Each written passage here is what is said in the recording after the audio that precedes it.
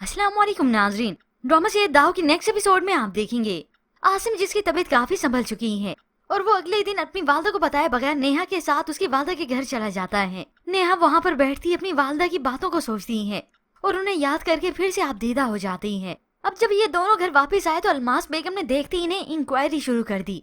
आसिम बता देता है कि आंटी के घर गए थे, उनका थोड़ा सा सामान था। ये सुनते ही अलमास बेगम ने तो और ही सुना दिया, तुम बीमार थे, थोड़ा सा रेस्ट कर लेते। नेहा तुम ही समझा देती इसे। आसिम ने उस पर एक भी बात नहीं आने दी और खुद ही बता दिया, मैंने भी कब्र पर जाना था, फातिया पढ़नी थी, मैंने इसे कहा था। यूं अलमास बेगम की मजबूरी में बस बोलती बंदी हो गई। मगर वहाँ पर अलमास बेगम के करतूत तो अब सामने आएंगी। निशा जो अपने भाई और वालदा की यहाँ पाकिस्तान से चले जाने के बाद काफी अफसुर्दा होती है, उन्हें काफी मिस कर रही है। रोती है तो उसकी सास उसे तसल्ली देती है, तुम बेटा परेशान मत हो, इस घर में तुम्हें सारी सहूलतें मिलेंगी।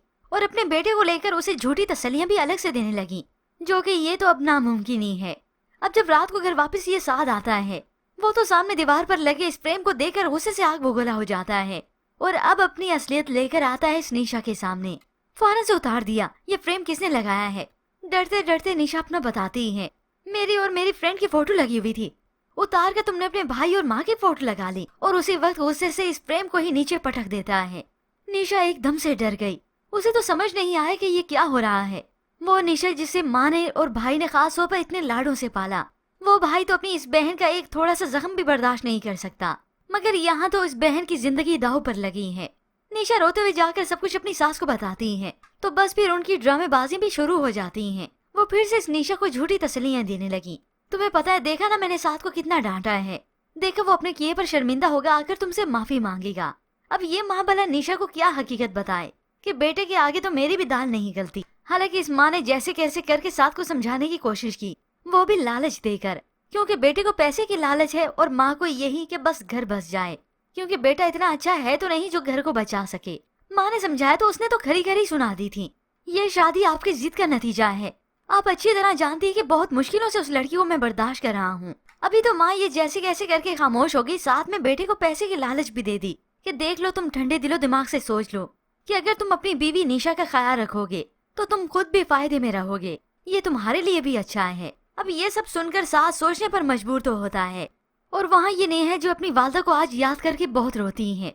आसिम से रोते हुए कहती है, आसिम आप बहुत अच्छे हैं, अम्मी के बाद ही आप ही सिर्फ मेरे अपने हैं। तो आसिम उसे तसल्ली देता है, उसका हाथ थामता है, नेहा मैं तुम्हारे साथ हमेशा हूँ, मैं हमेशा तुम्हारा ख्याल रखूंगा, तुम्हारी आंखों में आंसू भी नहीं आने दूंगा। यूँ आसिम जिसकी तबीयत अभी भी बेहतर नहीं हुई, नेहा उसका ख्याल रखती उसे सुला देती है। फिर जैसे ही नेहा रात को अपने कमरे से बाहर निकलती है तो बस फिर उसकी सास मोहतरमा का ऑर्डर तो हाजिर था, कल 2 ब्राइड्स आ रही हैं, तुम्हें मेरे साथ पार्लर चलना होगा, काम बहुत है।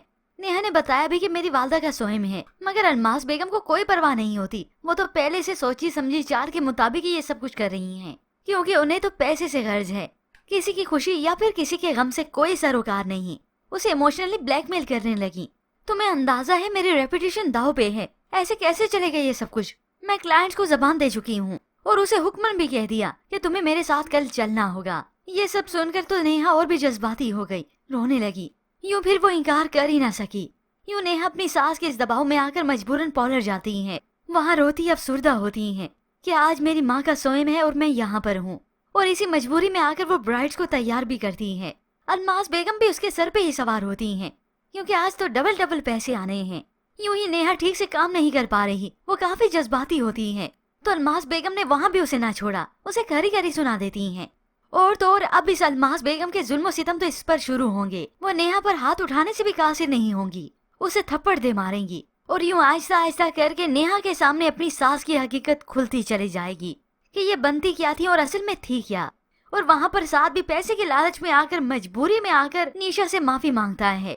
निशा तो अपनी सास के साथ ही होती है, तभी उन्हीं के सामने निशा का हाथ पकड़ता है, उसे अपनी तरफ करता है। निशा कुछ डरी सी तो होती है, मगर फिर साथ के माफी मांगने पर वो मान ही जाएगी, मगर इसे क्या मालूम कि ये शख्स तो है ही दरिंदा।